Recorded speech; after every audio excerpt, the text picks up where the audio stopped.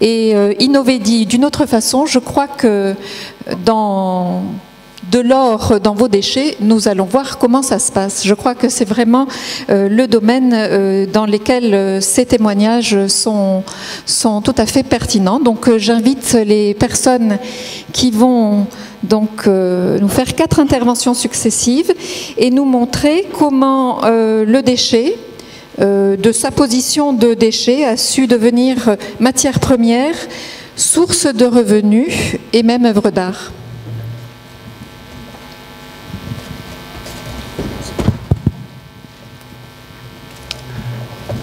Alors, bonjour à tous. Moi, je suis là pour vous dire que déjà, on ne va pas trouver de l'or dans vos poubelles. Je ne suis pas là pour ça.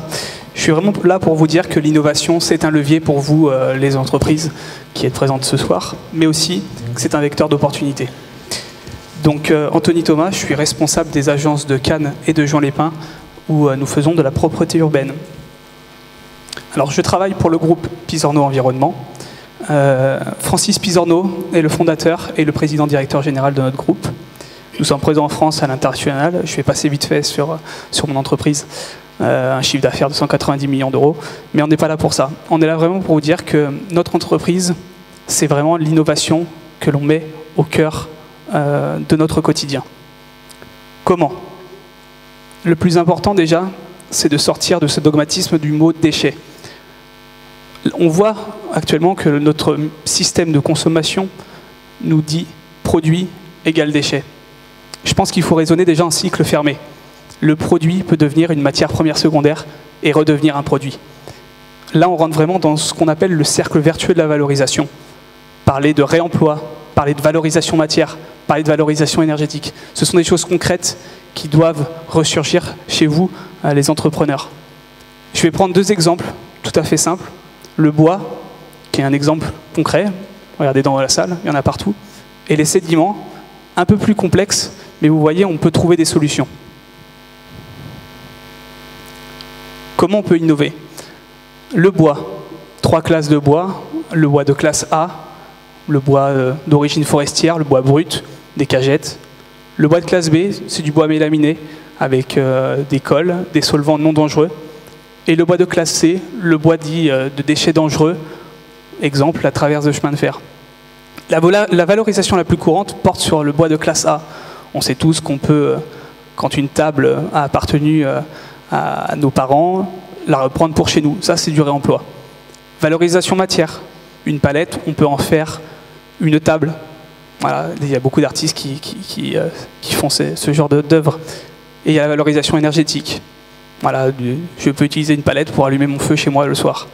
Mais il y a une valorisation qui est moins connue, c'est concernant du bois B. Le bois B, c'est du bois mélaminé. Alors il y a un grand fabricant de mobilier suédois qui fait des tables à partir de bois de mélaminé, ce qu'on appelle du panneau de particules. Et bien il y a des entreprises comme Pisorno Environnement où on a monté des filières, on récupère les tables usagées et on en refait des panneaux de particules. Donc là on rentre vraiment dans un cycle fermé du déchet et là on fait de la valorisation de matière avec des exemples concrets. Un exemple un peu plus complexe, c'est les sédiments fluviaux. À l'heure actuelle, il n'y a aucune valorisation pour ce type de déchets. Alors qu'est-ce que c'est qu'un sédiment? C'est un mélange de boue. Je ne vais pas rentrer dans les détails complexes de la formation des sédiments, mais aujourd'hui aucune valorisation existe. On est donc dans une solution de traitement. Il y a un grand groupe industriel qui s'est allié avec une école, l'école des mines de Douai, et un cimentier, et à partir des sédiments, ils ont réussi à créer un type de béton spécifique. Et là, actuellement, on arrive à créer du mobilier urbain à partir de sédiments. Donc on arrive à innover tout le temps sur les déchets qui nous entourent. Comment on y gagne et qu'est-ce qu'on gagne? Il y a plusieurs gains. Les gains environnementaux, puisqu'on rentre dans un circuit fermé. On n'est plus dans le mode de consommation. Une baisse du traitement. Des gains sociétaux, puisqu'on arrive sur la diminution de la consommation abusive. Et des gains économiques, puisque c'est ce qui nous intéresse. Une influence directe sur les taxes d'ordures ménagères. Donc pour faire le lien, je vais passer la parole à Marion Aquino, qui va vous parler de valorisation comme source de revenus.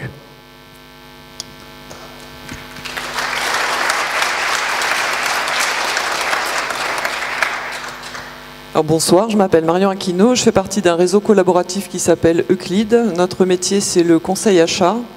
Et je vais vous parler de déchets, c'est un des sujets qu'on traite le plus fréquemment. Bien évidemment, je vais vous parler de valorisation, mais je vais vous parler de valorisation sous un angle qui est important pour les entrepreneurs. Tout à l'heure, on posait la question comment amener les entreprises vers le développement durable, vers la RSE. Je fais partie, comme vous, je pense, des convaincus que la RSE, c'est rentable. Et c'est simplement en leur montrant la rentabilité de certaines actions qui va leur permettre de compléter les volets qu'a très bien illustré Anthony, que sont la partie sociale, sociétale. Bien évidemment, ce sont des actions qui ont des conséquences environnementales et sociétales, mais aussi en termes économiques. Alors, quand on parle de valorisation, si tu veux bien, merci. On parle, comme l'a dit Anthony, de réutilisation. Un exemple, les entreprises ont souvent des machines, que ce soit des ordinateurs ou des machines plus complexes. Il y a des organismes qui vont à minima venir les collecter gratuitement, voire même les racheter pour réutiliser des pièces ou les remettre en circulation.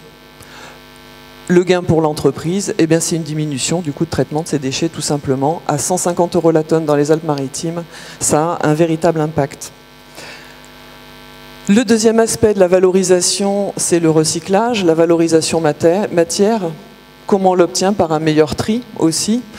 Le bois, le papier, le plastique, le carton, le verre, l'alu sont dans tous les déchets, dans les déchets hospitaliers, dans les déchets des entreprises, dans les déchets des collectivités. Quand on les trie mieux, ça permet, encore une fois, de baisser ses coûts de collecte et de traitement des déchets, toujours 150 € la tonne. Ça permet d'avoir des revenus qui vont venir du recyclage et ça peut permettre, dans certains cas, une exonération de la TEOM.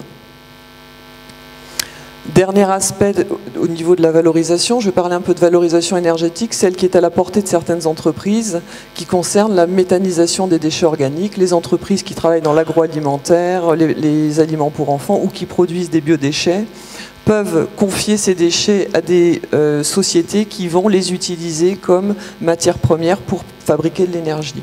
Là encore, le gain pour l'entreprise, sortir ces déchets de la filière classique, toujours à 150 € la tonne. Alors ça donne quoi en termes de résultats pour les entreprises? Je vais vous donner deux cas. Une PME spécialisée dans la fabrication et la distribution de portes de menuiserie et de PVC en aluminium, par une sensibilisation du personnel et une amélioration du tri, elle est arrivée à un taux de valorisation global de ces déchets de plus de 90%. On est au-delà du Grenelle de l'environnement qui fixe la barre à 75%. Et un budget pour l'entreprise qui passe de 70 000 € par an à 19 000 € par an. Là, c'est clair, un bon argument pour amener les entreprises à la RSE. Deuxième et dernier cas, une PME spécialisée donc dans la production alimentaire qui fait des purées, des conserves, des spécialités alimentaires du midi, avec 4000 tonnes de déchets annuels.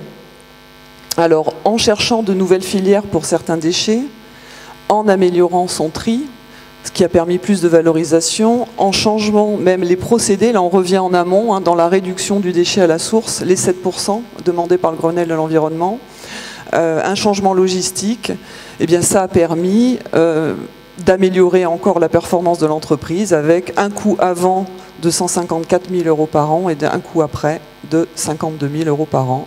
Gain net pour l'entreprise, 100 000 € par an. Je pense que ça, c'est des réponses peut-être pour notre internaute. Concrètement, on parle de revenus. Plus généralement, ce ne sont encore que des économies pour l'entreprise. Les entreprises peuvent être accompagnées. L'ADEME finance et sponsorise de nombreux projets. La CCI à Nice est très impliquée, fait des diagnostics, des pré-diagnostics déchets gratuits.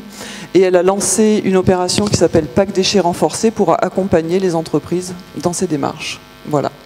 Alors après être revenu très terre à terre sur le côté pragmatique et le bien fondé des économies, on va s'élever un petit peu dans les nuages et je passe la parole à Nathalie Garelli-Milius.